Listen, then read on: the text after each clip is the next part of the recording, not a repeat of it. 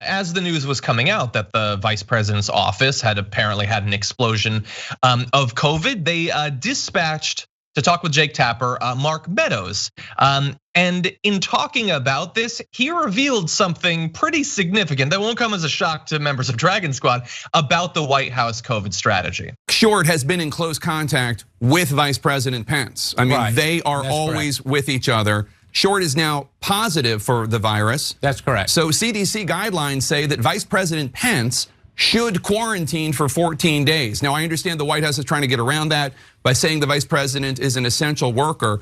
But Mark, how is going all over the country, how is that campaigning? How is that essential work? It's not like he's helping to contain the virus. In fact, the opposite, he's holding rallies that could be spreading the virus. Well, actually, he's not just campaigning, he's working. We saw a Middle East peace agreement with Sudan in the Oval Office that the president engaged in. And for anybody to suggest that the president has been out campaigning and not getting things done, all you have to do is look at the facts. He was at a campaign rally in Tallahassee. He was just in a campaign rally in Tallahassee. I'm not saying he's not campaigning. I'm saying that that is only part of what he's doing. And as we look at that, essential personnel, whether it's the vice president of the United States or anyone else, but he's not has to continue on. CDC guidelines. Well, no, Jake, CDC guidelines does say essential personnel. Yes, it says wear a mask. If they wear a mask. Yeah, and also it's really straining the definition of essential. He's not. They're not COVID like diagnosticians or something like that.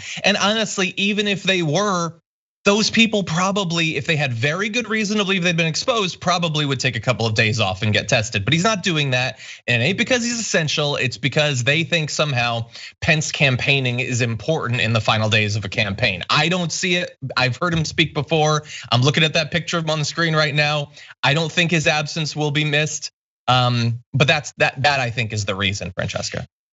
Yeah, also because look, unless you are knee, neck, head completely swallowed whole by the MAGA movement, which I think a lot of Trump voters are at this point, looking at a president and a vice president and an entire administration and cabinet officials and members of both staff of the vice president and the president having COVID, it doesn't look good. It doesn't look, it doesn't make you instill confidence that we're going to either get this virus under control or actually do any work in a second term if we reelect the president.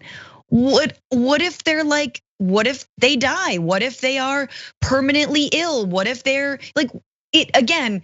Like, I don't want to play strongman, tactics here, and I don't think we should, but it does look bad. I mean, Bernie Sanders had a mild heart attack, right? And everyone was like, he's done, it's over. And it's like, look, these people have a plague. They've got COVID. I think it's only logical that that's where Republicans' minds are going to go. Yeah, and there's no ground to stand on any of that stuff Mark Meadows is talking about how important it is that, he's just doing a few rallies. Trump is doing rallies literally every day, multiple rallies. He's packing as many people as he can. If you can't, like the follow-up question is, okay, you're gonna have the rally, you're gonna have 10,000 people in a crowd, require them to wear masks. No, they're not gonna do that.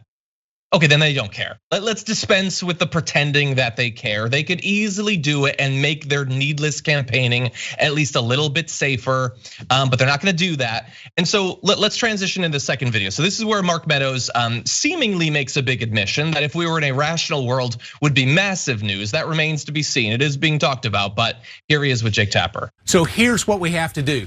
We're not going to control the pandemic. We are going to control the fact that we get vaccines, therapeutics, and other mitigation. Why aren't we going to get control of the pandemic?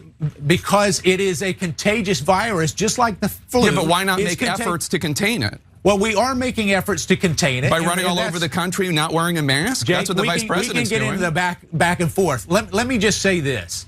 Is what we need to do is make sure that we have the proper mitigation factors, whether it's therapies or vaccines or treatments, to make sure that people don't die from this. But to suggest that we're going to actually quarantine all of America, lock down our economy. No one's saying that. Well, they are. Joe Biden's saying that. He says lock everybody down. We're going to have a dark winter. We're going to have a dark winter. That's what health officials say. That's what health officials say, that it's going to get worse. No, we have that's the Joe two Biden's worst days. Jake, let's be honest. Infections, Friday and Saturday. Let's be honest here. Okay, Francesca, thoughts?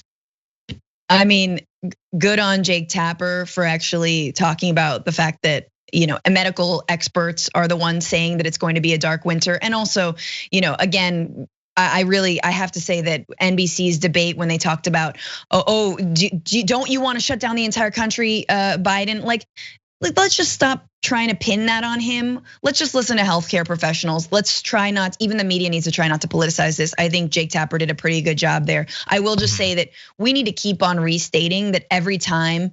First of all, Mark Meadows has no idea what he's saying. Obviously, he has no idea what he's saying. But we need to keep on repeating that they want all the medicine for them. They'll be fine.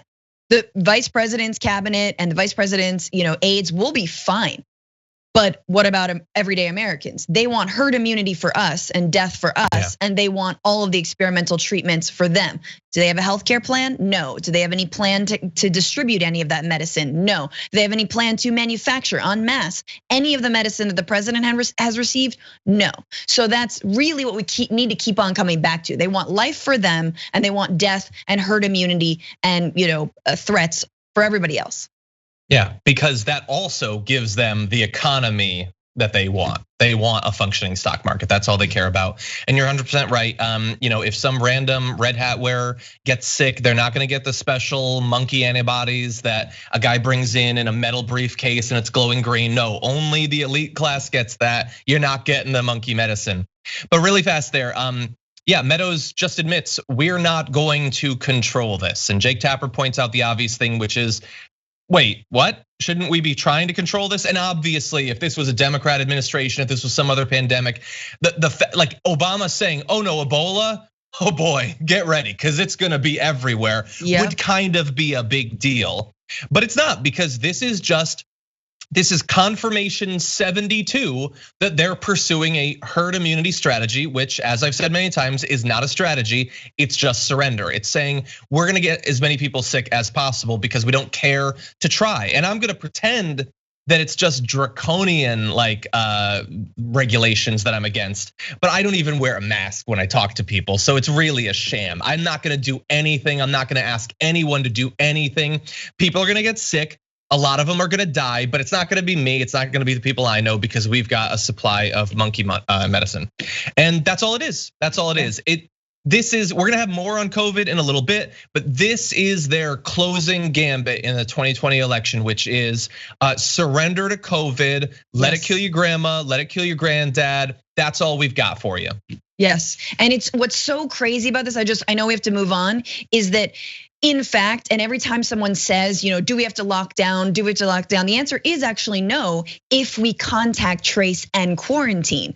And right now, the White House is a super spreading petri dish of little COVID spikes. They're just pouring out of there. They come in and they go out into the world and they're campaigning and they're spreading it. So like, if you actually quarantine this entire administration, everyone would be safer and we could maybe go outside more. If they stopped doing in-person rallies or wore masks, or maybe just stopped altogether, you would absolutely see a significant decline in the spread of COVID. But they're not going to do that. And so it's an amazing example right then and there that's like, we don't all have to lock down, just the people who are clearly sick and spreading it. Exactly.